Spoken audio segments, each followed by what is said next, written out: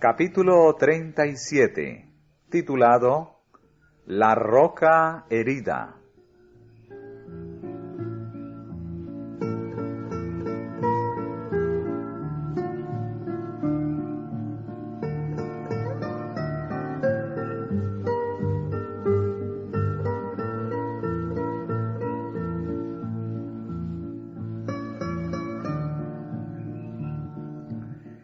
De la roca que Moisés hirió, brotó primeramente el arroyo de agua viva que refrescó a Israel en el desierto. Durante todas sus peregrinaciones, doquiera fuese necesario, un milagro de la misericordia de Dios les proporcionó agua. Pero las aguas no siguieron fluyendo de Horeb. Dondequiera que les hacía falta agua en su peregrinaje, fluía de las hendiduras de las rocas y corría al lado de su campamento.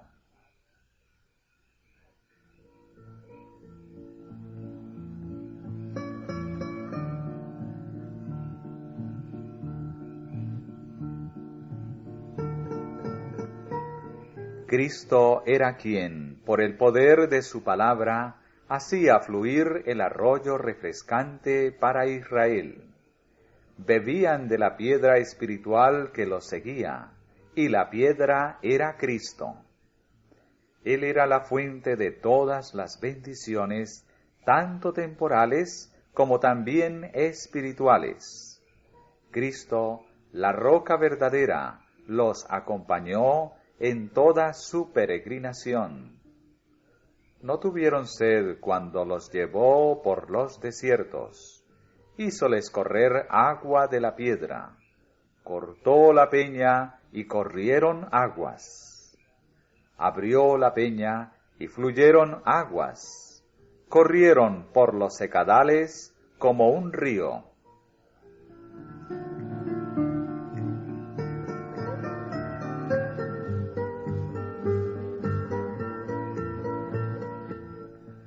La roca herida era una figura de Cristo, y mediante este símbolo se enseñan las más preciosas verdades espirituales.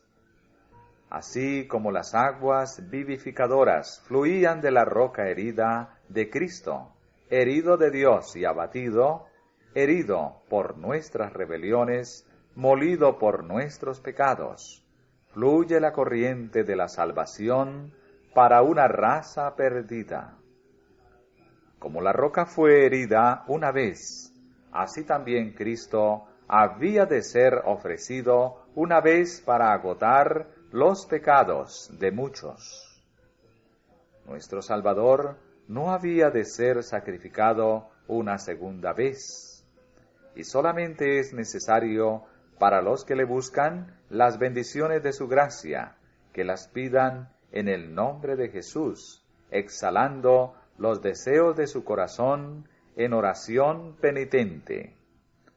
La tal oración presentará al Señor de los ejércitos las heridas de Jesús, y entonces brotará de nuevo la sangre vivificante simbolizada por la corriente de agua viva que fluía para Israel.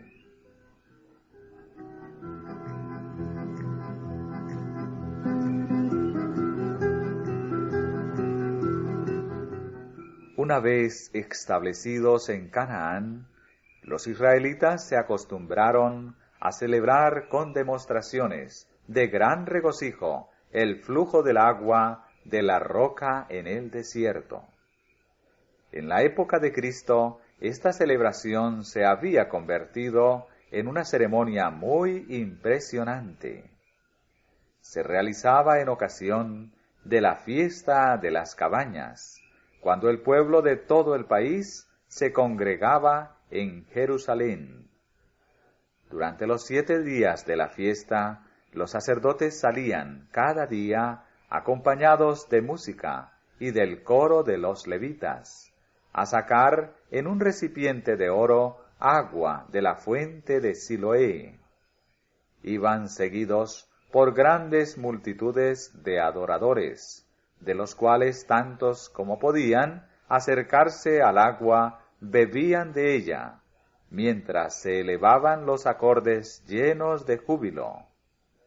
Sacaréis aguas con gozos de las fuentes de la salud. Luego, el agua sacada por los sacerdotes era conducida al templo en medio de la algazara de las trompetas y de los cantos solemnes. Nuestros pies estuvieron en tus puertas, oh Jerusalén. El agua se derramaba sobre el altar del holocausto, mientras que repercutían los cantos de alabanza y las multitudes se unían en coros triunfales, acompañados por instrumentos de música y trompetas de tono profundo.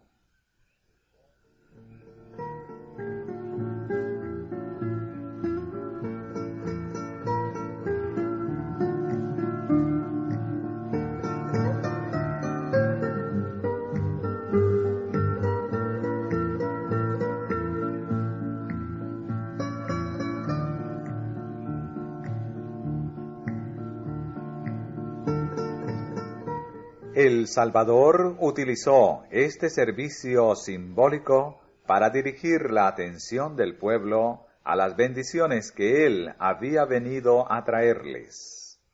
En el postrer día grande de la fiesta, se oyó su voz en tono que resonó por todos los ámbitos del templo, diciendo: Si alguno tiene sed, venga a mí y beba. El que cree en mí, como dice la Escritura, ríos de agua viva correrán de su vientre. Y esto, dice Juan, dijo del Espíritu que había de recibir los que creyesen en él. El agua refrescante que brota en tierra seca y estéril hace florecer el desierto y fluye para dar vida a los que perecen. Es un emblema de la gracia divina que sólo Cristo puede conceder y que, como agua viva, purifica, refrigera y fortalece el alma. Aquel en quien mora Cristo tiene dentro de sí una fuente eterna de gracia y fortaleza. Jesús alegra la vida y alumbra el sendero de todos aquellos que le buscan de todo corazón. Su amor, recibido en el corazón, se manifestará en buenas obras para la vida eterna.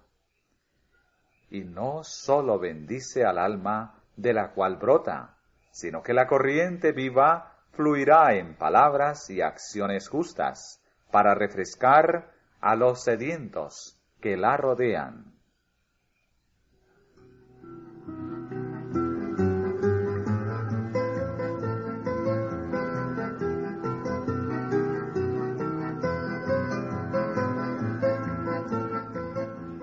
Cristo empleó la misma figura en su conversación con la mujer de Samaria al lado del pozo de Jacob.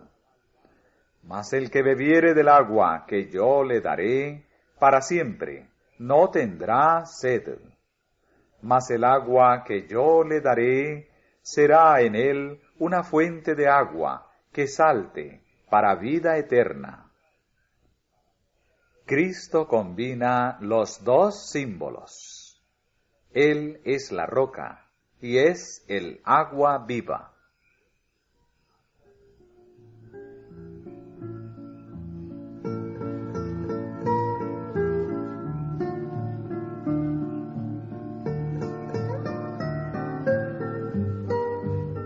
Las mismas figuras bellas y expresivas se conservan en toda la Biblia. Muchos siglos antes que viniera Cristo, Moisés le señaló como la roca de la salvación de Israel.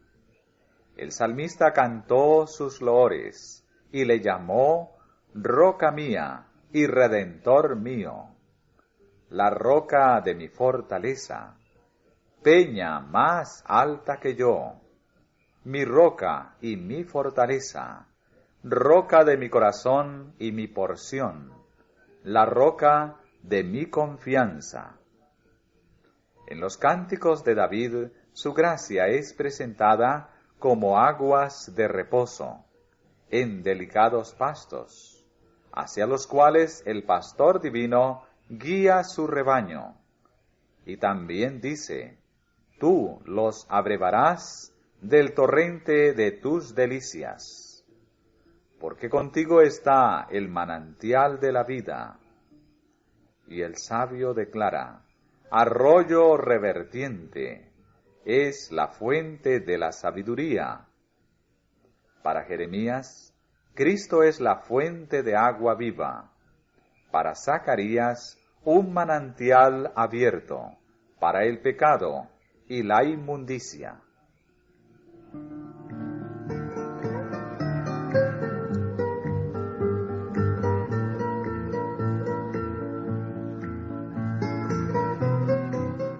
Isaías lo describe como la roca de la eternidad, como sombra de gran peñasco en tierra calurosa. Y al anotar la preciosa promesa, evoca el recuerdo del arroyo vivo que fluía para Israel. Los afligidos y menesterosos buscan las aguas, que no hay. Secóse de sed su lengua. Yo, Jehová, los oiré. Yo, el Dios de Israel, no los desampararé. Porque yo derramaré aguas sobre el secadal y ríos sobre la tierra árida. Porque aguas serán cavadas en el desierto y torrentes en la soledad. Se extiende la invitación a todos los sedientos, venid a las aguas. Y esta invitación se repite en las últimas páginas de la Santa Palabra.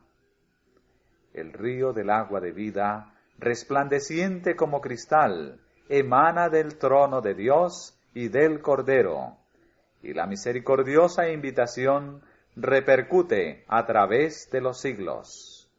El que tiene sed, venga, y el que quiere, tome del agua de la vida de balde.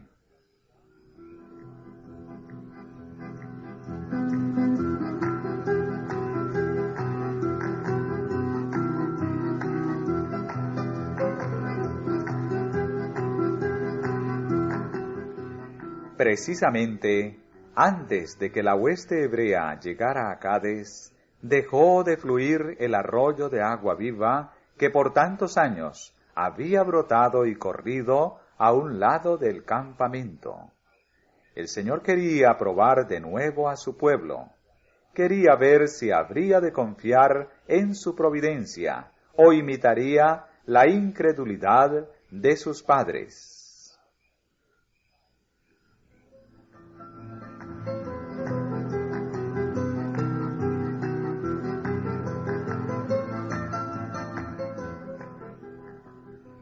Tenían ahora a la vista las colinas de Canaán.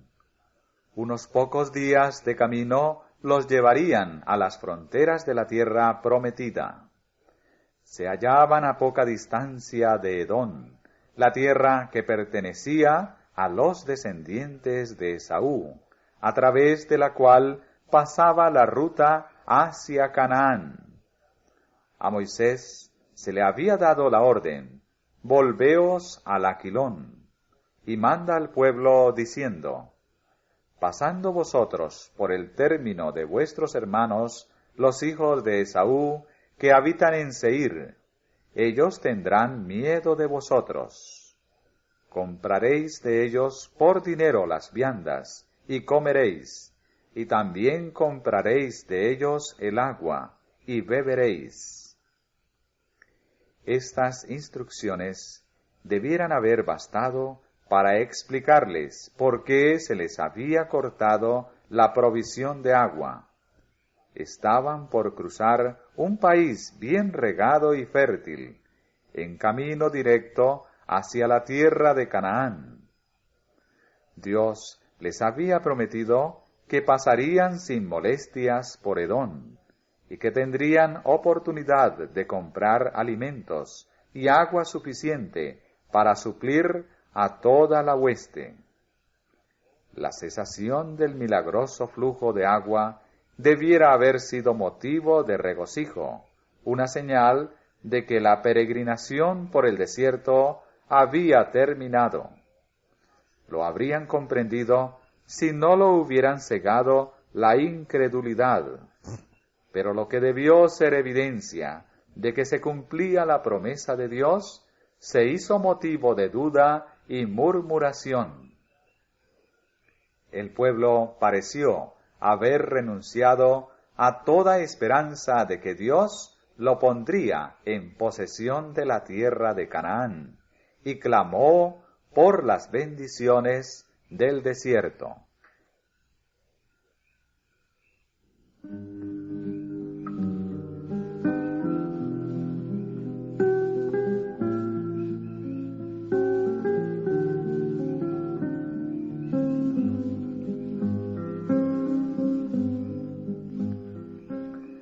Antes de que Dios les permitiese entrar en la tierra de Canaán, los israelitas debían demostrar que creían en sus promesas. El agua dejó de fluir antes que llegaran a Edom. Tuvieron, pues, por lo menos, durante un corto tiempo, oportunidad de andar por la fe en vez de andar confiados en lo que veían. Pero la primera prueba despertó el mismo espíritu turbulento y desagradecido que habían manifestado sus padres. En cuanto se oyó clamar por agua en el campamento, se olvidaron de la mano que durante tantos años había suplido sus necesidades, y en lugar de pedir ayuda a Dios, murmuraron contra él, exclamando en su desesperación: «Ojalá que nosotros hubiéramos muerto cuando perecieron nuestros hermanos delante de Jehová». Es decir, que desearon haberse contado entre los que fueron destruidos en la rebelión de Coré.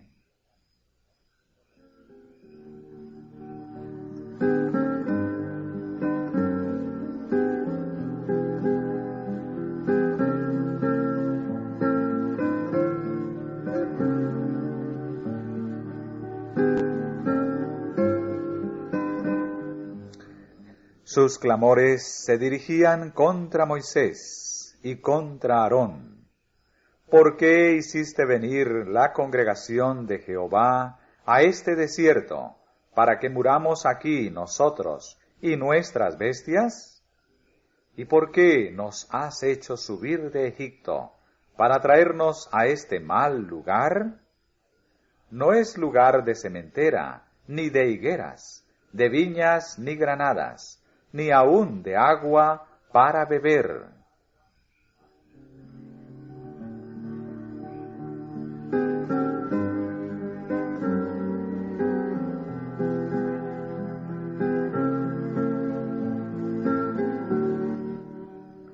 Los jefes fueron a la puerta del tabernáculo y se postraron. Nuevamente la gloria de Jehová apareció sobre ellos. Y Moisés recibió la orden: «Toma la vara y reúne la congregación, tú y Aarón tu hermano, y hablad a la peña en ojos de ellos, y ella dará su agua, y les sacarás agua de la peña».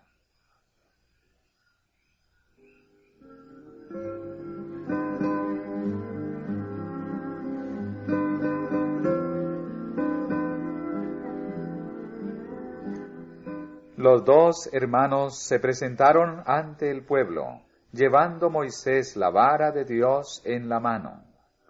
Ambos eran ya hombres muy ancianos. Habían sobrellevado mucho tiempo la rebelión y la testarudez de Israel. Pero ahora, por último, aún la paciencia de Moisés se agotó. Oíd ahora, rebeldes, exclamó, ¿os hemos de hacer salir aguas de esta peña? Y en vez de hablar a la roca, como Dios le había mandado, la hirió 2 veces con la vara.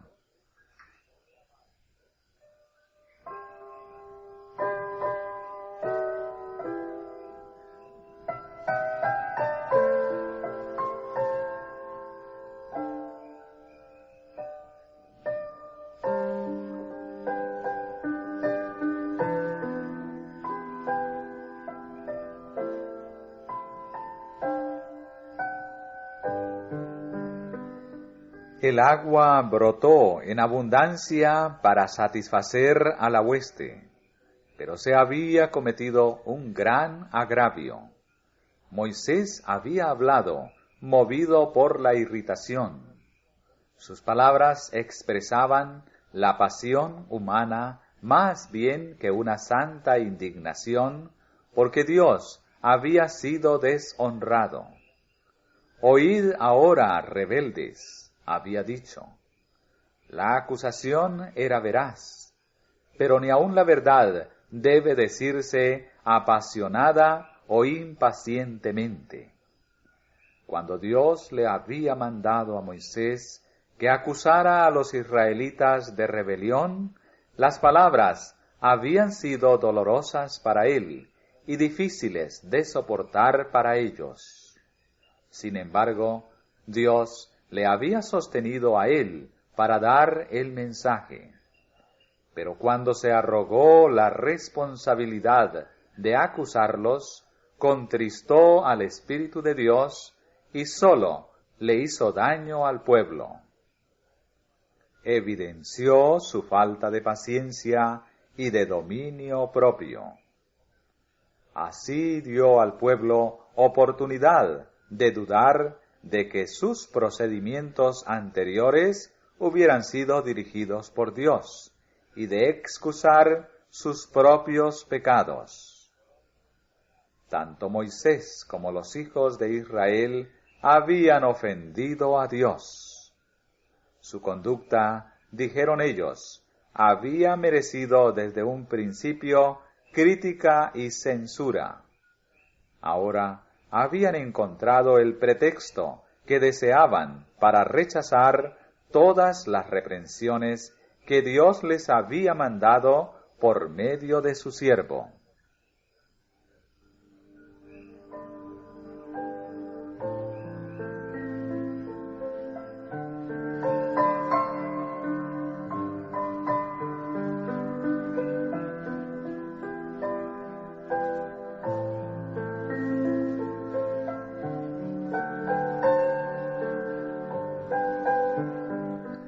Moisés demostró que desconfiaba de Dios. ¿Os hemos de hacer salir aguas de esta peña? Preguntó él, como si el Señor no fuera a cumplir lo que había prometido. No creísteis en mí para santificarme en ojos de Israel, dijo el Señor a los 2 hermanos. Cuando el agua dejó de fluir, y al oír las murmuraciones y la rebelión del pueblo, vaciló la fe de ambos en el cumplimiento de las promesas de Dios. La primera generación había sido condenada a perecer en el desierto a causa de su incredulidad.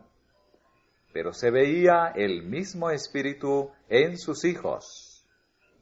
¿Dejarían éstos también de recibir la promesa? Cansados y desalentados, Moisés y Aarón no habían hecho esfuerzo alguno para detener la corriente del sentimiento popular. Si ellos mismos hubiesen manifestado una fe firme en Dios, habrían podido presentar el asunto al pueblo en forma tal que lo hubiera capacitado para soportar esta prueba. Por el ejercicio rápido y decisivo de la autoridad que se les había otorgado como magistrados, habrían sofocado la murmuración.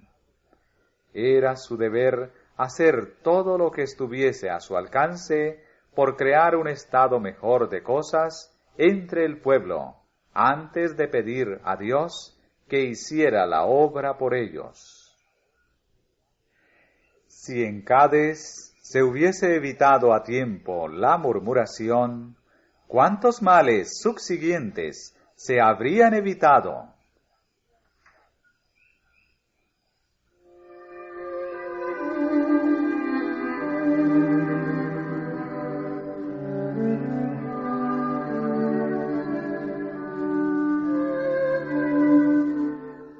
Por su acto temerario, Moisés restó fuerza a la lección que Dios se proponía enseñar. Siendo la roca un símbolo de Cristo, había sido herida una vez, como Cristo había de ser ofrecido una vez. La segunda vez bastaba hablar a la roca, así como ahora solo tenemos que pedir las bendiciones en el nombre de Jesús. Al herir la roca por segunda vez, se destruyó el significado de esta bella figura de Cristo.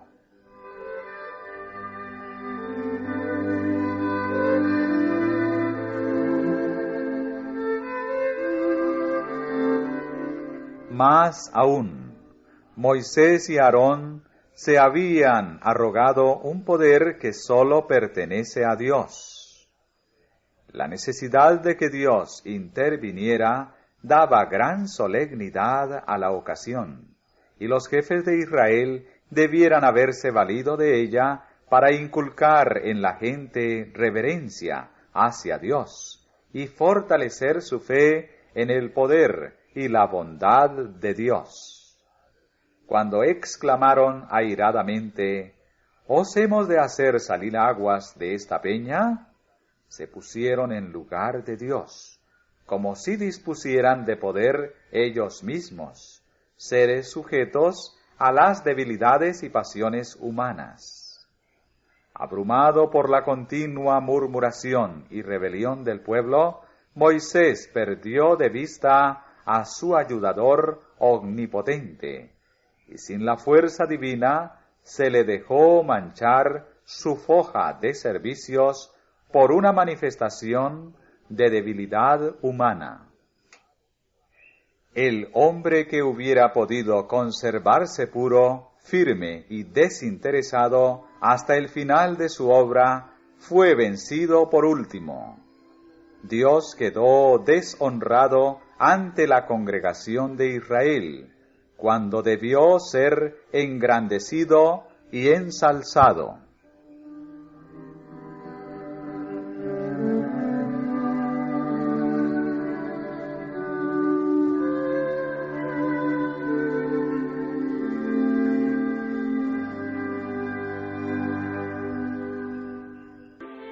En esta ocasión, Dios no dictó juicios contra los impíos, cuyo procedimiento inicuo había provocado tanta ira en Moisés y Aarón.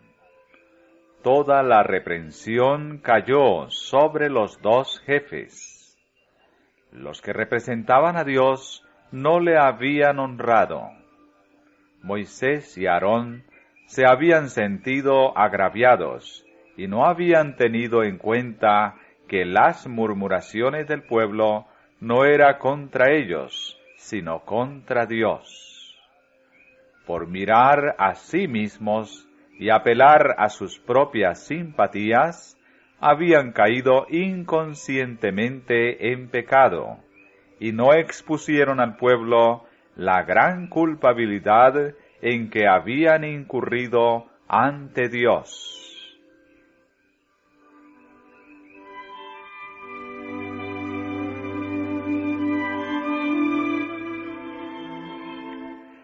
Amargo y profundamente humillante fue el juicio que se pronunció enseguida.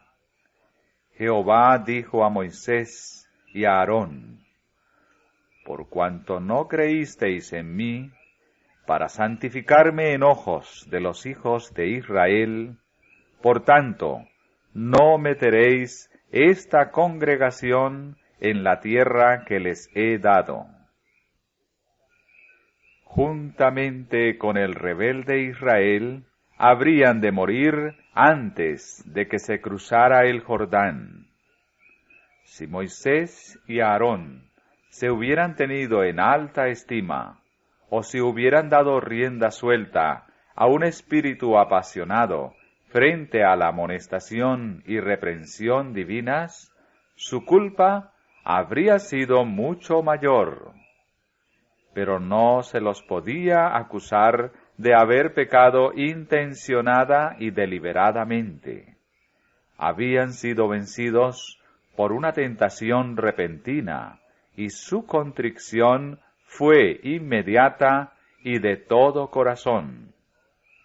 El Señor aceptó su arrepentimiento, aunque, a causa del daño que su pecado pudiera ocasionar entre el pueblo, no podía remitir el castigo.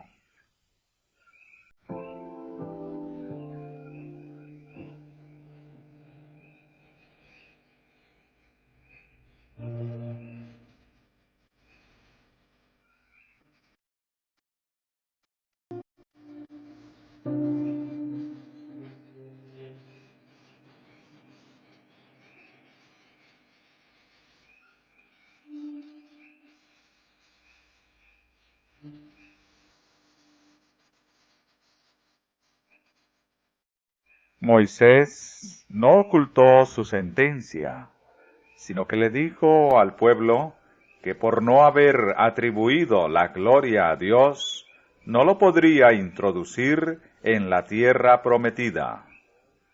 Lo invitó a que notara cuán severo era el castigo que se le infligía, y luego considerara cómo debía de juzgar Dios sus murmuraciones y su modo de atribuir a un simple hombre los juicios que habían merecido todos por sus pecados. Les explicó cómo había suplicado a Dios que le remitiera la sentencia, y ello le había sido negado. Mas Jehová se había enojado contra mí por causa de vosotros, dijo, por lo cual no me oyó.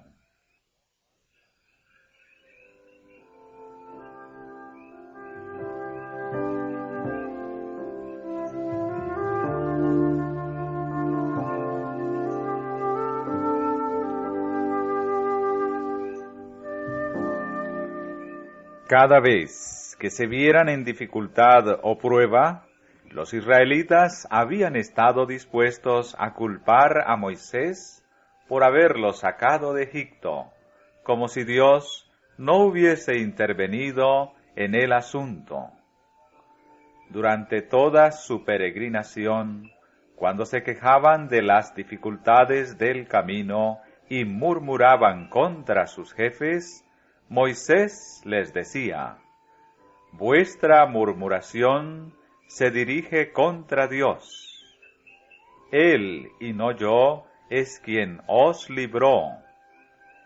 Pero con sus palabras precipitadas ante la roca, ¿os hemos de hacer salir aguas? Admitía virtualmente el cargo que ellos le hacían, y con ello los habría de confirmar en su incredulidad y justificaría sus murmuraciones. El Señor quería eliminar para siempre de su mente esta impresión al prohibir a Moisés que entrara en la tierra prometida. Ello probaba en forma inequívoca que su caudillo no era Moisés, sino el poderoso ángel, de quien el Señor había dicho, «He aquí, yo envío el ángel delante de ti, para que te guarde en el camino, y te introduzca en el lugar que yo he preparado. Guárdate delante de él, y oye su voz, porque mi nombre está en él».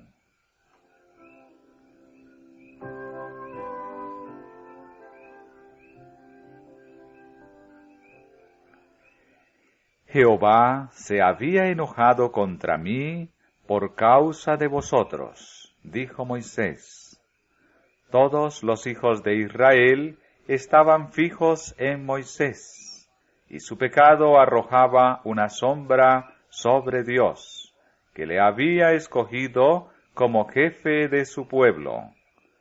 Toda la congregación sabía de la transgresión, y si se la hubiera pasado por alto como cosa sin importancia, se habría creado la impresión de que bajo una gran provocación, la incredulidad y la impaciencia podían excusarse entre aquellos que ocupaban elevados cargos de responsabilidad.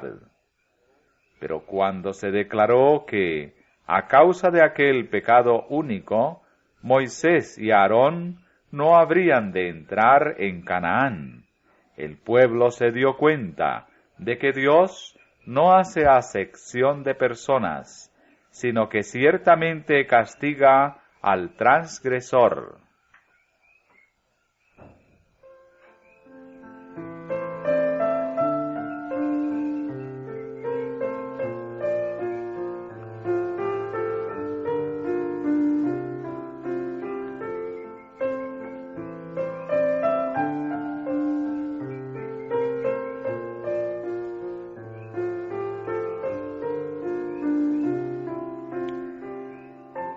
La historia de Israel debía escribirse para la instrucción y advertencia de las generaciones venideras. Los hombres de todos los tiempos habrían de ver en el Dios del cielo a un soberano imparcial que en ningún caso justifica el pecado. Pero pocos se dan cuenta de la excesiva gravedad del pecado. Los hombres se lisonjean de que Dios es demasiado bueno para castigar al transgresor. Sin embargo, a la luz de la historia bíblica, es evidente que la bondad de Dios y su amor le compelen a tratar el pecado como un mal fatal para la paz y la felicidad del universo.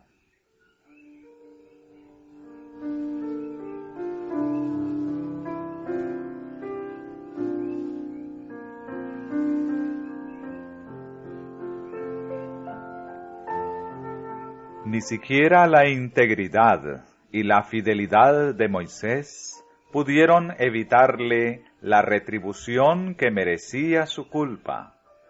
Dios había perdonado al pueblo transgresiones mayores, pero no podía tratar el pecado de los caudillos como el de los acaudillados.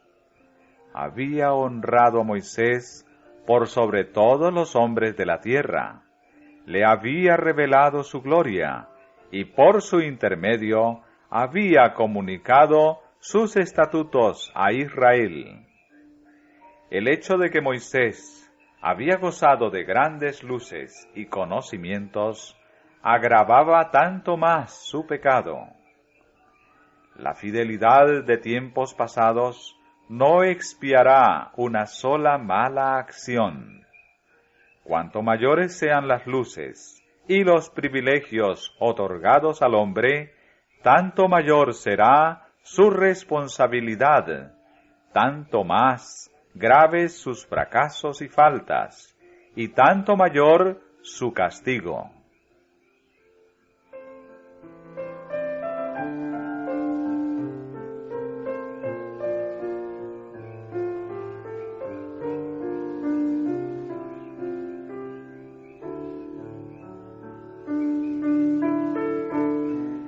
Según el juicio humano, Moisés no era culpable de un gran crimen. Su pecado era una falta común. El salmista dice que habló inconsideradamente con sus labios. En opinión de los hombres, ello puede parecer cosa ligera, pero si Dios trató tan severamente este pecado, en su siervo más fiel y honrado, no lo disculpará ciertamente en otros. El espíritu de ensalzamiento propio, la inclinación a censurar a nuestros hermanos, desagrada sumamente a Dios.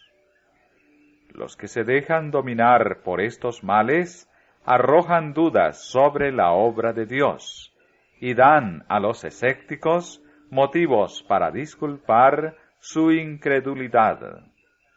Cuanto más importante sea el cargo de uno y tanto mayor sea su influencia, tanto más necesitará cultivar la paciencia y la humildad.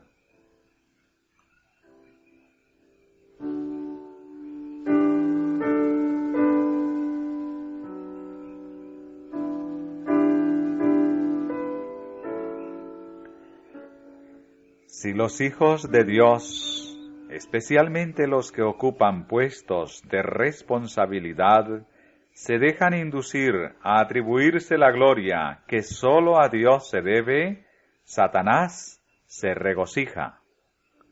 Ha ganado una victoria. Así fue como él cayó, y así es como obtiene el mayor éxito en sus tentaciones para arruinar a otros. Para ponernos precisamente en guardia contra sus artimañas, Dios nos ha dado en su palabra muchas lecciones que recalcan el peligro del ensalzamiento propio. No hay en nuestra naturaleza impulso alguno, ni facultad mental o tendencia del corazón, que no necesite estar en todo momento bajo el dominio del Espíritu de Dios. No hay bendición alguna otorgada por Dios al hombre, ni prueba permitida por él, que Satanás no pueda ni desee aprovechar para tentar, acosar y destruir el alma, si le damos la menor ventaja. En consecuencia, por grande que sea la luz espiritual de uno, por mucho que goce del favor y de las bendiciones divinas, debe andar siempre humildemente ante el Señor y suplicar con fe a Dios que dirija cada uno de sus pensamientos y domine cada uno de sus impulsos.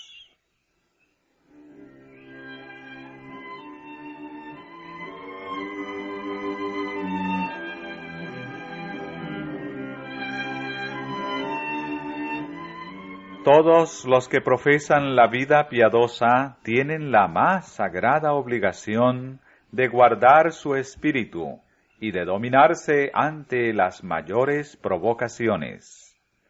Las cargas impuestas a Moisés eran muy grandes.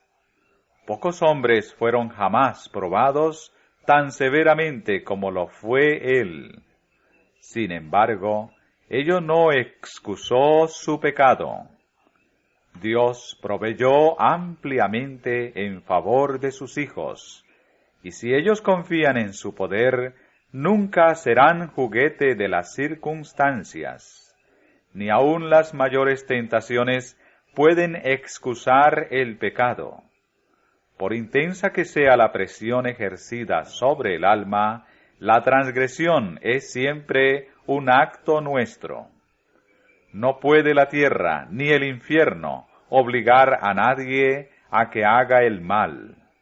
Satanás nos ataca en nuestros puntos débiles, pero no es preciso que nos venza.